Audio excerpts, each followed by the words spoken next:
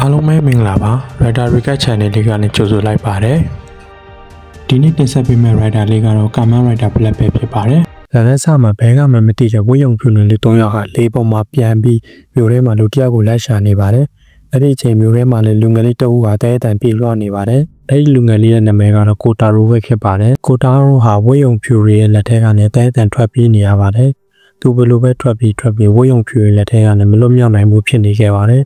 နောက်ဆုံးမှာဝိယုံဖြူတဲ့လူတွေကကိုတာရိုကိုဖမ်းမိသွားပြီးအတိတ်ကအကြောင်းတွေကိုပြန်ပြောရင်းကိုတာရိုကိုနှိမ့်ဆက်နေခဲ့ပါတယ်။စတိတ်ကတနေရာမှာတော့ဝိယုံဖြူရဲ့တက်ခွဲကန်ကိုလိုက်ပြထားခဲ့ပါတယ်။အဲဒီတက်ခွဲကန်ထဲမှာလည်းကိုတာရိုအပြင်သူ့ညီနိုဟူဟီကိုလည်းရှိနေခဲ့ပါတယ်။ကိုတာရိုရောနိုဟူပီကိုရောဟာဝိယုံဖြူရွေးချယ်ခံရတဲ့သူတွေဖြစ်ပြီးသူတို့နှစ်ယောက်လုံးကိုလူတစ်ပိုင်းဆက်အုပ်တစ်ပိုင်းဖြစ်ပြောင်းလဲပေးနေရပဲဖြစ်ပါတယ်။အဲ့လိုပြောင်းလဲပေးခြင်းနောက်ဆုံးဆင်ပြတဲ့အုံနောက်မှတ်ဉာဏ်တွေကိုဖျက်ဆီးပစ်မယ်အလုံးမှာသူတို့နှစ်ယောက်ရဲ့အဖေဖြစ်တဲ့ဒေါက်တာအာခိုင်ဆူကီရောက်ရှိလာပြီးတားဆီးခဲ့ပါတယ်။ဝိယုံဖြူတွေလည်းလက်မခံမဲ့လှုပ်ရှားစရာကိုဆက်လုပ်နေတဲ့အချိန်ဒေါက်တာလည်းရောက်လာပြီးနှောက်ယှက်ခဲ့ပါတယ်။အဲဒီလိုနဲ့တိုက်ပွဲခန်းထဲမှာတီကီယုံနေဖြစ်ပြီးကိုတာရိုလည်းလွတ်မြောက်လာခဲ့ပါတယ်။နောက်တစ်ခါမှတော့ယခုလက်ရှိချိန်ကိုပြန်ရောက်လာခဲ့ပြီးဝိယုံဖြူနဲ့လူ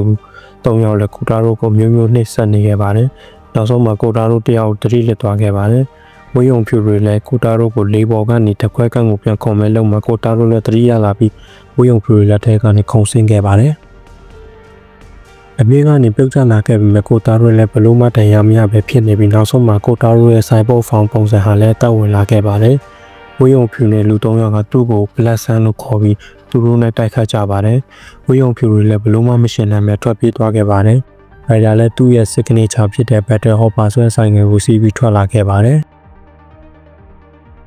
နောက်တနေ့မှာကိုတာရိုလည်းသူ့အဖေအိမ်ကိုပြန်လာခဲ့ပါတယ်။အိမ်ထဲမှာလက်ပတ်ရှာပေမဲ့သူ့အဖေကိုမတွေ့ပဲသူ့အဖေခြံထားခဲ့တဲ့စာကိုပဲရှာတွေ့ခဲ့ပါတယ်။စာထဲမှာတော့စက်ရုံပြက်ကြီးကိုတယောက်တည်းလာခဲ့ဖို့ချိန်ထားတာဖြစ်ပြီးအဲ့ဒီအိမ်မှာမလုံခြုံမှုဆိုတာလည်းပြောပြထားပါတယ်။အဲ့ဒီအချိန်ကိုတာရိုရဲ့ညီမဖြစ်သူကျုပ်ကူနဲ့သူ့ညီရဲ့ချစ်သူတို့အိမ်ကိုပြန်လာခဲ့ပါတယ်။ကိုတာရိုလည်းညီမဖြစ်သူကိုအဖေပမာလဲလို့မေးလိုက်ပါတယ်။ညီမဖြစ်သူလည်းအဖေဟာတက်ခွဲကန်းထဲမှာဖြစ်ကြောင်းတက်လာနေမှာတစ်ခါတော့ပြန်လာတာဖြစ်ကြောင်းရှင်းပြနေခဲ့ပါတယ်။အဲ့ဒီချိန်ညီမဖြစ်သူကအေးဘူးကိုကိုဖြစ်သူစီပေးလိုက်ပြီးကိုဖြစ်သူဖမ်းလိုက်တဲ့ချိန်မှာပဲအဲ့ဒီအေးပလင်ဟာကွဲသွားခဲ့ပါတယ်။အဲ့ဒါနဲ့ကိုတာရိုလည်းအဖေဖြစ်သူချိန်ထားတဲ့ဆက်ဝင်ပြကြီးစီကိုဆိုင်ကန်နဲ့ချက်ချင်းထွက်လာခဲ့ပါတယ်။ညီမဖြစ်သူလည်းသူ့အဖေရေးထားတဲ့စာကိုတွေ့ပြီးကိုတာရိုနောက်ကိုလိုက်လာခဲ့ပါတယ်။ကိုတာရိုလည်းသူ့အဖေချိန်ထားတဲ့ဆက်ရုံပြကြီးစီရောက်လာခဲ့ပြီးသူ့အဖေကိုတွေ့တာနဲ့ကောကွန်ဆိုတာပါလည်းမေးပါတယ်အဲ့ဒါနဲ့ကိုတာရိုရဲ့အဖေဖြစ်သူဒေါက်တာအာခိုင်ဆူကီလည်းကိုတာရိုကိုဖြစ်ရမယ်အားလုံးကိုရှင်းပြပါတယ်လွန်ခဲ့တဲ့19နှစ်နေချက်တဲ့နေ့တစ်နေ့မှာသူ့ရဲ့သားနိုဘူဟီကိုနဲ့သူ့တငယ်ချင်းလုပ်ဖို့ကင်ပဲရဲ့သားဖြစ်သူကိုတာရိုဟိုတို့ဟာတစ်ချိန်တည်းမှာမွေးလာခဲ့တဲ့ဖြစ်ကြောင်းရှင်းပြနေခဲ့ပါတယ်ကိုတာရို3နှစ်ပြည့်တဲ့ချိန်မှာမိဘနှစ်ပါးလုံးကအက်ဆီယန်နဲ့ကွယ်လွန်ခဲ့ပြီးသူကပဲခေါ်ယူမွေးစားထားကြောင်းတာဖြစ်သူရင်းကဲ့သို့ပြုစုထားခဲ့ကြောင်းလည်းရှင်းပြနေခဲ့ပါတယ်။ကိုတာရိုအဖေမသိခင်မှာသူနဲ့ကိုတာရိုအဖေဟာအတူတူ project ကြီးတစ်ခုကိုကောင်ထပ်ဖော်နေခဲ့ကြောင်းအဲဒီ project ကြီးမပြီးခင်မှာပဲငွေကြေးပြတ်လတ်သွားကြောင်းရှင်းပြနေခဲ့ပါတယ်။အဲလိုငွေကြေးပြတ်လတ်သွားတဲ့အချိန်မှာဂေါ်ကွန်ဆိုတဲ့မကောင်းဆိုးဝါးဖွဲ့စည်းကသူတို့ကိုကန်လန့်ခဲ့ပြီးသူကတော့လက်ခံခဲ့ပေမဲ့ကိုတာရိုရဲ့အဖေကလက်မခံခဲ့တဲ့အတွက်ဂေါ်ကွန်ရဲ့လက်ချက်နဲ့ပဲ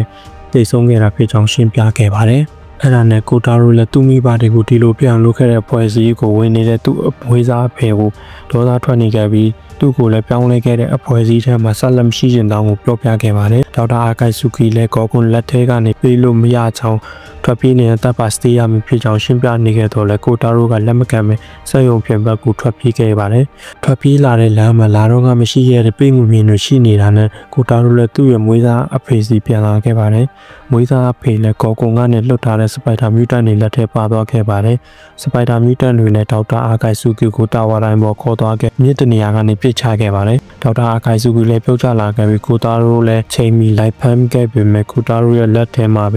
ဒေါက်တာအာခိုင်ဆူကီလည်းသက်ဆုံးသွားခဲ့ရပါတယ်အဲ့ဒါနဲ့ကိုတာရိုလည်းသူ့ရဲ့ unique ဖြစ်တဲ့ဟာရှင်းပုံစံနဲ့အတူ Kamen Rider Black ပုံစံကိုပြောင်းလဲခဲ့ပါတယ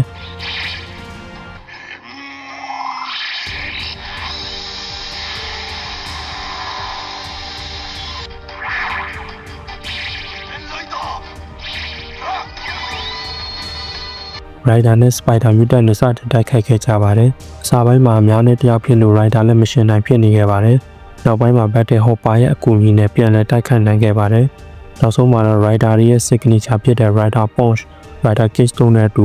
Spider Mutant တွေကိုဆုံးသတ်ပေးနိုင်ခဲ့ပါတယ်။အဲဒီနောက်မှာ Battle ဖြစ်တဲ့နေရာကိုသူ့ညီမဖြစ်သူရောက်လာခဲ့ပြီးသူ့အဖေဖြစ်သူရုပ်လောင်းကိုကြည့်ငိုရင်း Kamarita Black အပိုင်း1ကိုလည်းဆုံးသတ်ထားပါတယ်။ဗီဒီယိုလေးကိုကြိုက်တယ်ဆိုရင် Like, Share, Subscribe လုပ်ပေးဖို့တောင်းဆိုချင်ပါတယ်။ကြည့်ရှုသူတယောက်ချင်းတိုင်းကိုလည်းကျေးဇူးအထူးတင်ရှိပါတယ်